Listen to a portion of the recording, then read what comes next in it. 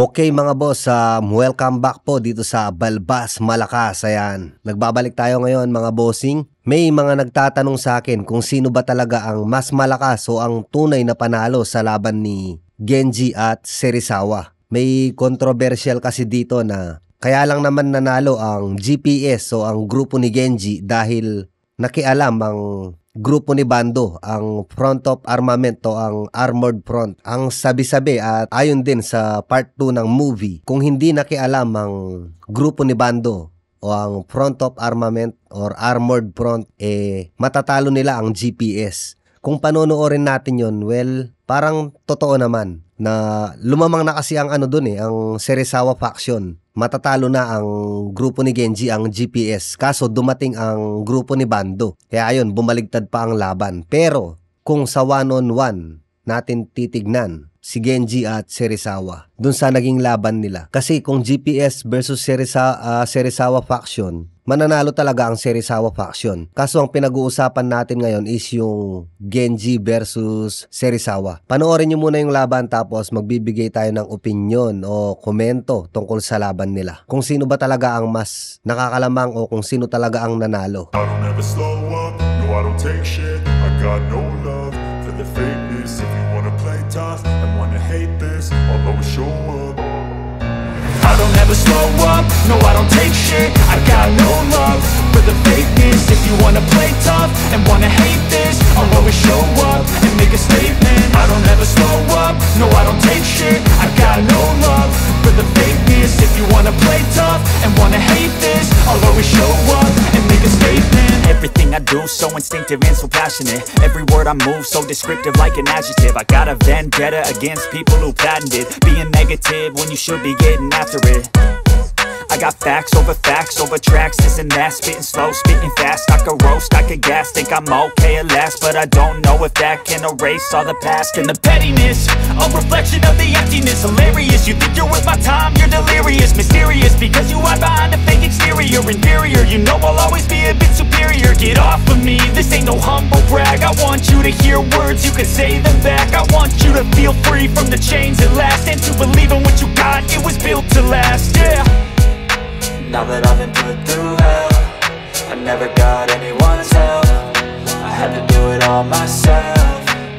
Well, ayan mga boss, nakita nyo naman yung laban. Nakita nating lahat, natalo si Serizawa, hindi na siya nakabangon. Ngayon, i-breakdown natin to. Kung mapapansin nyo sa umpisa ng laban, mas naunang nakipaglaban si Genji kaysa kay Serizawa. Tapos sa kalagitnaan, nagpahinga din si Serizawa. Although konti lang yon, pero yung pagod, may nawawala, may dumadagdag sa patuloy na lumalaban. Gets nyo ba? Ngayon, para sa akin, sa nakikita ko kung sa galingan ng skill, pagalingan, mga techniques, ganyan, lamang na lamang si Serizawa. Pero pagdating sa tibay, lamang na lamang si Genji. Ibig sabihin nito, panalo talaga si Genji kung one-on-one. At tanggap naman din yun ni Serizawa. Kasi kahit anong galing mo, kung yung kalaban mo hindi mo mapatumba, I mean, hindi mo mapabagsak ng hindi na bumabangon, matatalo ka talaga, mapapagod ka, yung kalaban mo nakatayo pa rin. Kasi doon natin mababase yan, kung sino ang huling nakatayo at yung hindi na makatayo. Last man standing, yun ang panalo. Even though konting-konti na lang talagang bagsak na rin si Genji, kaso wala hindi umabot si Serizawa sa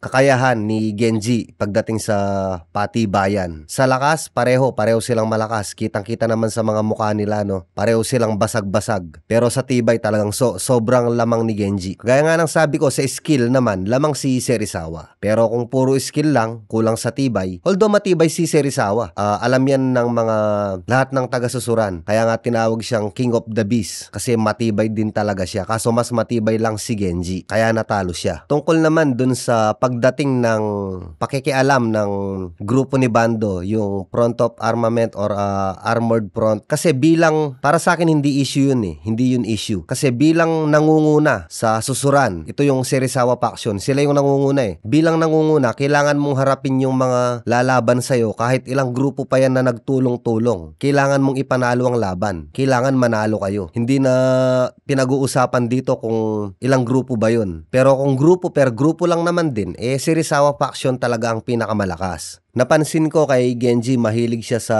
jumping attack. Yan, yung pagpasugod na siya, lagi siyang tumatalon. Si Serizawa naman, parang sa grappling siya mahilig. Or wrestling. Tsaka sa mga flying kick. Kung papansinin nyo, no, tungkol naman sa agility, ginagamit lang nila yung agility, yung evasion, no, yung galing nila sa pag-iwas kapag rumble, kapag gang to gang, kapag maramihan ng laban. Pero pansinin nyo kapag one-on-one, kahit kaya nilang ilagan yung suntok, tinatanggap nila. Kasi parang para sa kanila, kung talagang malakas ka, kailangan kaya mong isurvive yung suntok ng kalaban mo. Kaya tinatanggap nila yung suntok, matira matibay. Sa one-on-one, bihira mo silang makitang umilag. Madalas talaga tinatanggap nila. So, ayun, para sa akin, panalo talaga si Genji. Pero kung panalo ang GPS, para sa akin hindi, kasi hindi lang naman GPS ang nakipaglaban doon. Masasabi nating panalo ang GPS kung walang ibang grupo na nakialam sa laban na yon. So, sa one-on-one, Genji. Sa gang-to-gang, Serizawa faction pa rin.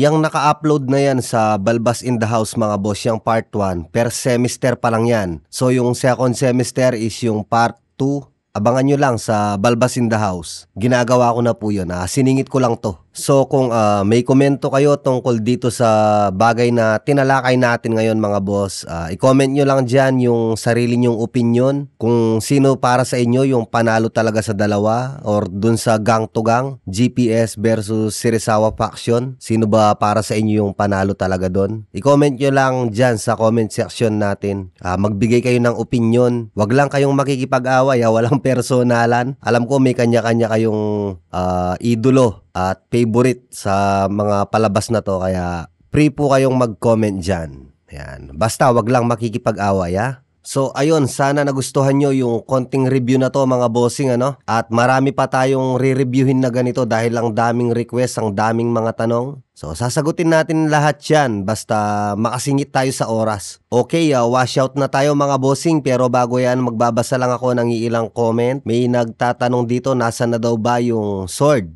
Alliance? Hindi po natin alam, mga boss, wala po kasi silang nilalabas na update tungkol sa new movie ng High and Low, kaya mahirap pong sagutin yan sa ngayon, mga boss. Ang magagawa lang natin is maghintay. Kagaya nyo, naghihintay din po ako. Ito pa, grabe, isang araw ko lang tinapos yung part 1 to 13 mo. Hanggang 14 po yan, bossing. Meron ka pang hindi napapanood. Naka-upload na din dyan, kalkalin mo na lang. Idol, parang ang leader ng Mighty Warriors nang galing na po sa susuran. Opo, pero hindi siya si Ice doon. Ibang po yun. Ibang karakter po yun. Siya si Yamashita Gohei. Meron na po tayong information tungkol dyan. Nandito po sa channel ng Balbas Malakas. Sana may bagong episode sa High and Low. Sana nga po. Liza Soberano lookalike. Si Aizawa Ruka. Oo, tama. Kahawig ni Liza Soberano, si Aizawa. Mas maganda ang recap mo kesa sa iba. Ay, salamat po. Salamat. Ako lang ba nakapansin parang si Liza coming from Gerald de la Cruz? Hindi. Dalawa na kayo. Actually, 3 na tayo. Ewan ko kung meron pang iba. Lap trip naman tong comment na to. Dapat sila nagsasalita ng Tagalog. Tagdab dapat. I-request nyo po sa yan, sa director nila. O kaya doon sa producer, sa kanila nyo po i-request. Kami po, hindi namin kayang gawin yun. Nire-recap lang po namin to, sinasalaysay namin ulit. Maghanap po kayo ng channel na ganun. Kung may makita po kayo, good luck. Hi, nako, ito na naman. From Art Mil Lopez. Idol, saan na po ba yung part 15 ng High and Low? Yan din po ang tanong ko wala tayong magagawa. Hindi natin alam kung nasaan kasi wala talaga, wala pong part 15, wala pa sa ngayon. Detalyado, boss, solid, sarap manood, abang-abang lang ako, coming from Boss RJ. Part 2, boss, coming from Julius Sausa. Tokyo Revengers naman, anime recap. Inaayos ko pa po yung sa anime. Hindi ko pa po maipangako kung kailan, pero tinatrabaho ko din po yun. Madami po akong inaasikaso, kaya pasensya po sa mga delay. Pero aabot tayo sa mga yan. Boss, sana manotice mas malakas, low and high, high and low o crows. Mahirap pong yan, mahirap pong diktahan kung sino ang malakas sa dalawa, pero gagawa po tayo ng basihan tungkol sa dalawa na yan. Mukhang hindi nyo po naiintindihan kung ano yung crows at kung ano po yung sa high and low. Ipapaliwanag natin yan soon. Salamat idol, bumalik ka na, tagal kong naghintay sa video mo idol. Pa-shoutout naman bossing. Shoutout kay Javier Bukay. Ayan, washout sa'yo, bossing. Bossing, ito din ba yung ni-upload mo or ni-upload mo? Naka-copyright po. Tapos, nire-upload natin. Ilang beses po yung naka-copyright. Straight po yata, 4 days. Araw-araw naka-copyright siya. Basta kapag may nawala at na-upload ulit, ang ibig sabihin po nun, na-copyright. Boss, pa-shoutout. Matagal na ako nagpapanood ng mga recap mo. Okay, washout kay Julius Agape Palermo. Part 2, bossing. Sige na please. Yes, coming soon. Pa-shoutout daw sa part 2. Hindi na, dito na kita isa shoutout sa Balbas Malakas kay Jerry Briones. Yan, washout sa'yo. Parang si Mikey sa Tokyo Revengers si Serizawa. Baligtad. Kumuha po ng idea si Tokyo Revengers Mikey kay Serizawa po ng Kraus. Yun po yung mas tama. Nag-ala Stanley din yung creator ng Kraus. Yes, boss. Washout po kay Monchar Arador from QC Peer View. Sa may Tokyo Revengers po. Wala pa pong kasunod yung Tokyo Revengers, bossing. Yun pa lang talaga yun. Washout kay Boss Matikas from Nabotas City, Daanghari. Washout sa'yo, bossing. Ang galing sir, next po, coming from John Weng. Grabe, sobrang tagal ko tong hinintay.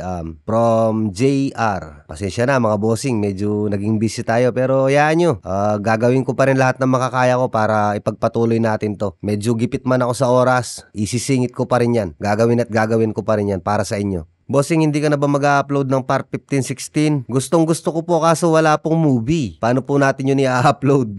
Sana bossing pakituloy hanggang explode yung detalyadong recap. Salamat bossing. Okay, sige, pagbibigyan natin to hanggang explode na. Actually, bala ko hanggang 2 lang ito eh. Kasi side story yung yung explode. Side story yun, pero itutuloy ko. Ipapakita ko sa inyo kung paano sila naging konektado. Washout kay Nigel Bell from QC. Washout din kay Adave Velarde. Part 2 naman coming from Joshua Madera. Yes, bossing, coming soon. Pa-shoutout po coming from Alfred Pantas. Washout sa'yo, bossing. Okay, dito na muna. Baka mamaya maulit kong i-washout to dun sa part 2. Okay, dito na muna ha. Boss, eto, pahabol lang to. Boss, bakit walang part 2? Idol, naghihintay na kami, please. Naka-copyright kasi. Antay ka lang. Isa pa, busy pa si bossing sa trabaho niya. Maraming salamat sa mga nakakaalam ng daily routine ko, mga trabaho ko, mga obligasyon ko sa araw-araw. Kaya nadidelay ako sa mga video editing at saka uploads natin. Salamat sa mga nakakaintindi. Maraming salamat sa iyo, Harvey Steven Condes. Ano kasing pangalan nito? Iba pangalan nito dati. Pero yung picture, kilala ko siya. Ito pa, busy kasi si bossing. Ayan. Salamat sa inyo at alam nyo po yun. Wala siyang pangalan, sayang. Na-shoutout sana kita, boss. Basta siya to. Busy kasi si bossing, sabi niya dun sa isang comment. Okay, maraming salamat mga boss. Abang na lang muna dun sa part 2. Pero try pa natin magsingit dito kasi madali itong ganitong content. Madali ko lang tong ginagawa. Hindi kagaya sa movie, napakahirap, napakatagal, napakadaming proseso. Hindi kagaya nito. Dito mabilis tayong makakagawa. Kaya natin ng 2 video isang araw actually. Pero kapag ginawa ko yun, hindi ko mahaharap yung part 2. So, paisa-isa lang. Okay, bye-bye. Maraming salamat mga boss.